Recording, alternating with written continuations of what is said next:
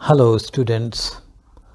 Today I am going to talk about the age of Chaucer, which began in 1340 and ended in 1400.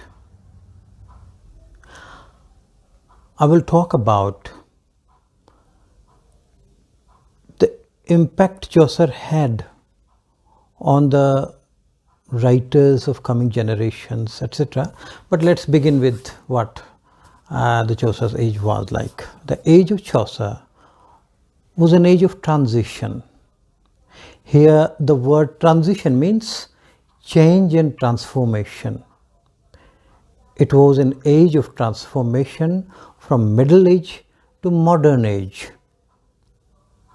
In other words, it was the meeting ground of two ages: the medieval age, the medieval period, and modern period.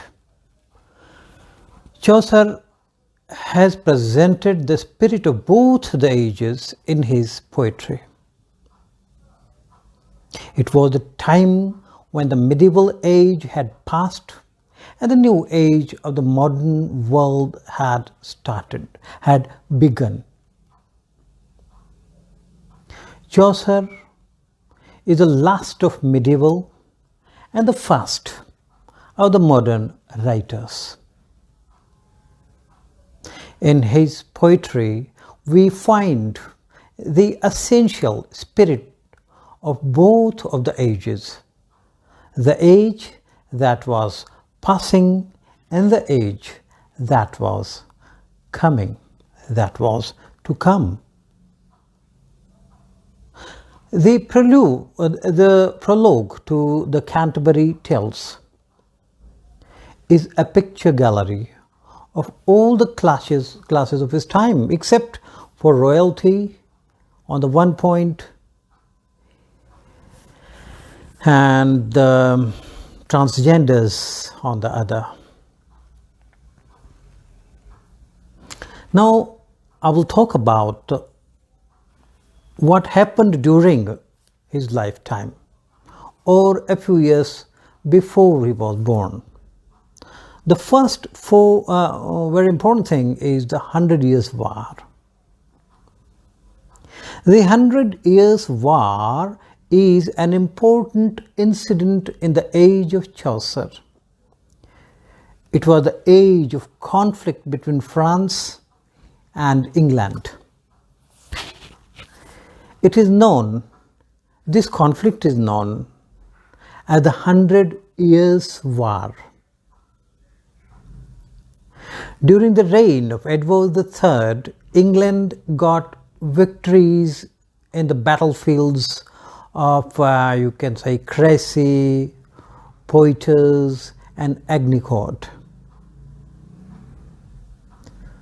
Second most important thing is the Black Death, which happened around the year 1348.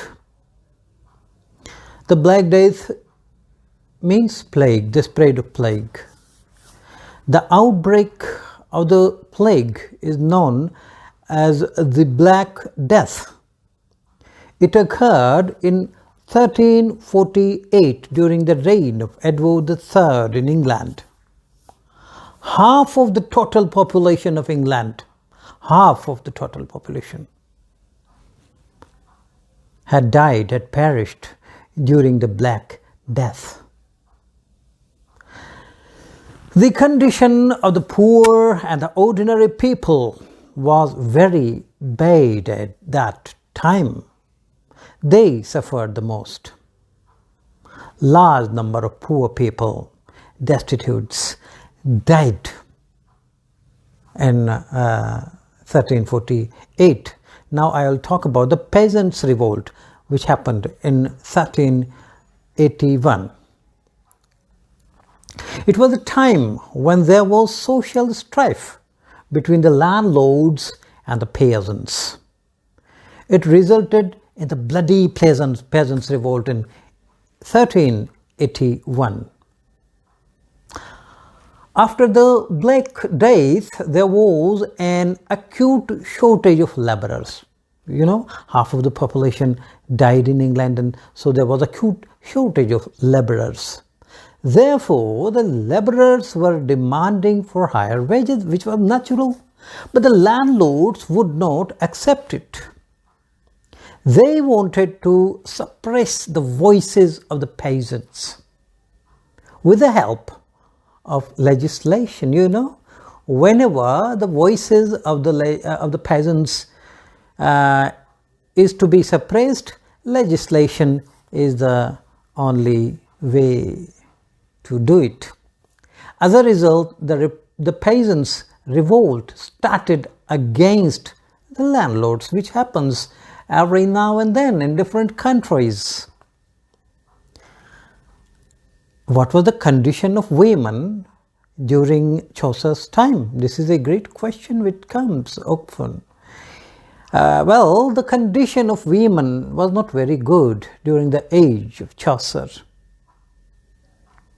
They were considered inferior to men.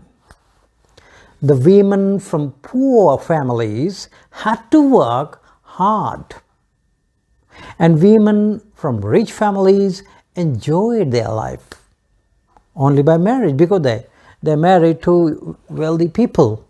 Any girl who married to a wealthy person, enjoyed better life. Child marriage was also in vogue at that time. And what was the condition of the church in England during Chaucer's time, Chaucer's period? The condition of the church was also not very good. It had become the place of corruption. Materialism also had spread in the church, and where there is materialism, there is corruption. The religious persons of the church had become materialistic, money-minded. They spent their time in trivial activities instead of religious activities. Their attention was towards money, towards earning money. They ignored religious aspects, spiritualism, and other such things. Chaucer has described the bad condition of the church in his prologue impressively. He has, represented that age. He has presented the virtues and vices of religious persons in his prologue. The age of Chaucer is also known as the Middle English period. We will discuss these three periods of English language. But first of all, how this English language came into existence. What changes it, passed through. The Normans, who were residing in Normandy, a place in France, defeated the Anglo-Saxon king at the Battle of Hastings in 1066 and conquered England. The Norman conquest inaugurated a distinctly new epoch in the literary as well as political history of England. The Anglo-Saxon authors were then as suddenly and permanently displaced as the Anglo-Saxon kings. The literature afterwards, read and written by Englishmen, was thereby as completely transformed as the sometimes